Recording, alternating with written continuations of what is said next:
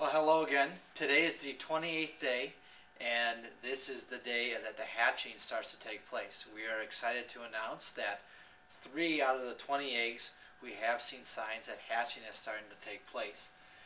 What that process is called is known as pipping, in which the which the duck, which has a tooth, starts to chip from the inside of the egg starts to make its way out, and we can see visible signs. Now, unfortunately, due to just looking at from the inside, it's hard to get a clear view with the camera to identify and truly show the signs that the pipping is taking place. But from the visible eye, we can definitely note that, I'll point here, that this egg right here, as well as in not this egg, but the following egg and the second row, have visible signs of pipping that taking place.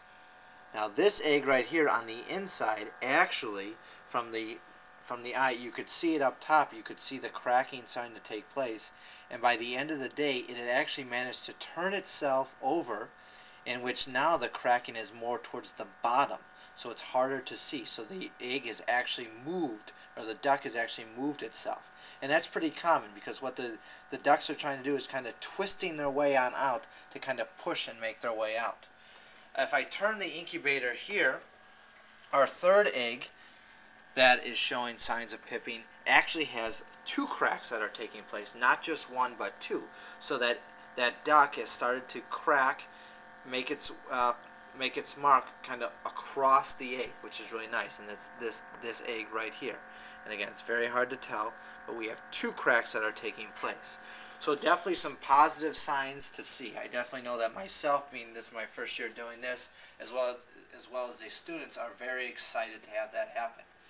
Now, just a quick thing, a lot of the students have asked, were worried, because initially, before, the eggs were tightly packed into rows using these metal bars right here. And then we also had, if you can see these metal bars, and kind of like an egg container, and then we had these cushions.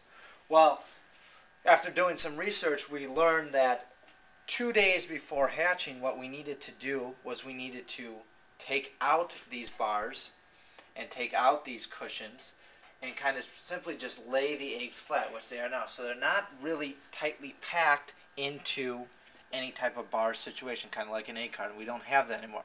So this gives them more space up here, because what happened is those bars elevated the egg. So if a duck were to hatch inside, it would quite possibly maybe even get caught up here. So we've given it more room for it to hatch and pop out of the egg.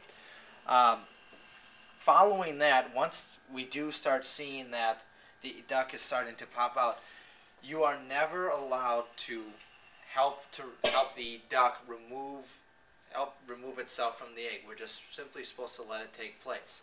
Now, I know myself, as well as students, are, saw the pipping taking place, and was just hoping it was, by the end of the day today, it was going to be popped out. Well, that's far from it. It normally takes about a day to, even at the longest, a day and a half, but mainly a day, about a good 24 hours, because again, that duck has now chipped at the egg from the inside, and now is simply twisting its way and pushing itself out.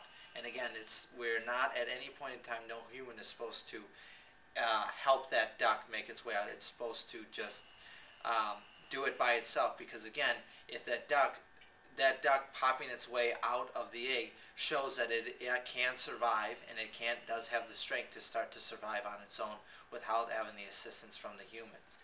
Now, once they leave the incubator here in their first home, we already do have kind of set up what we call a brooder. And the brooder is pretty much an environment in which the ducks will move on to. Pretty standard right here. Again, it's a small kind of fish tank aquarium, which has been thoroughly cleaned out. And simply what you have is you have your heat lamp right here to give it kind of that effect of the sunlight, as well as then what we're trying to do is trying to establish the light and kind of the dark. Now currently we're testing just to make sure, as in any case, even with the incubator, with the temperature that had to be 99.4 to 99.6 degrees. In this case here, that temperature has to be around 98 degrees. 98 degrees.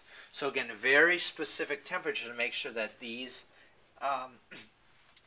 ducks, will be able to survive within their environment. So currently, right now, we do have a thermometer inside there just to make sure that the heat lamp that we have set up is not going to be overheating the ducks or underheating the ducks. So currently it's at 96 degrees. So we're almost there. So again, just with a little bit of adjustment. And moving on over here, we have simply the food establishment. It's just pretty much pellets that they're going to be eating, as well as the water. Now, an interesting assignment that I had the 7th graders do is I posed this question to them Monday.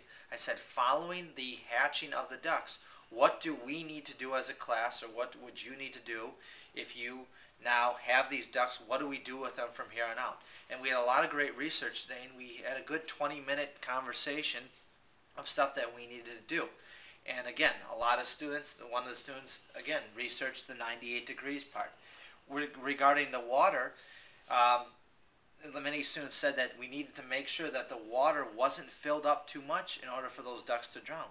Obviously we don't want that to happen. So you have to regulate the drinking water, or the bowl in which it's going to be in. So if you can see here, these ducks definitely can only fit kind of their beaks in there to drink the water, which is good. We don't want their whole body in there. We don't really need them to. We definitely don't want them to drown. So again, we're very regulated on how they drink that water. And again, same thing with the food, mainly dried pellets, some type of vegetables, dry fruits kind of thing. Now, currently, right now, what we don't have is a base. We are going to be bringing in wood chips that will be laying across the base of the aquarium here.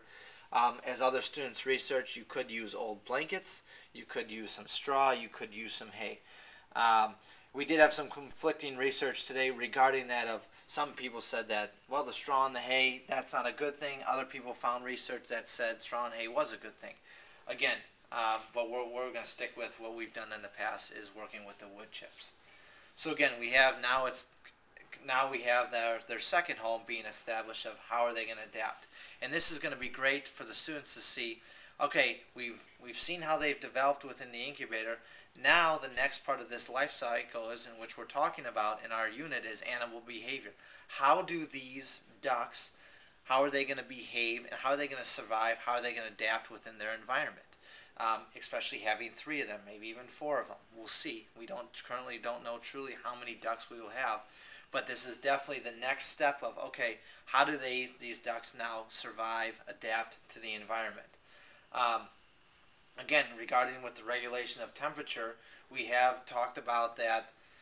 The ducks are able to, if they're very close together, they cuddle with each other. We know that they're warm. If they're cold, they kind of tend to move to the corners of the aquarium here. So it's will be, again, those are just signs we're going to be looking for. The students will be looking for what they'll be observing to see how well these ducks are doing. As well, too, in any situation, even with humans, we are able to adapt to our environment. So the ducks know, in order to stay warm, where they need to go, in order to stay cool, what they need to do in order to survive within the environment. So again, we're looking forward. Hopefully by tomorrow we can have some more report and actually have some visual evidence of some ducks that have hatched and that are in their new home. But currently right now we're still kind of waiting and seeing any more changes with any cracking. So we hope you continue to follow along, and I appreciate, and I know the 7th graders as well, that you have followed along to this point, and we appreciate you just keeping updated. I know the hits on the website are wonderful, so tune in for tomorrow, for hopefully we can have 3 little friends, 4 little friends. We'll see. We might even have more. So stay tuned till tomorrow.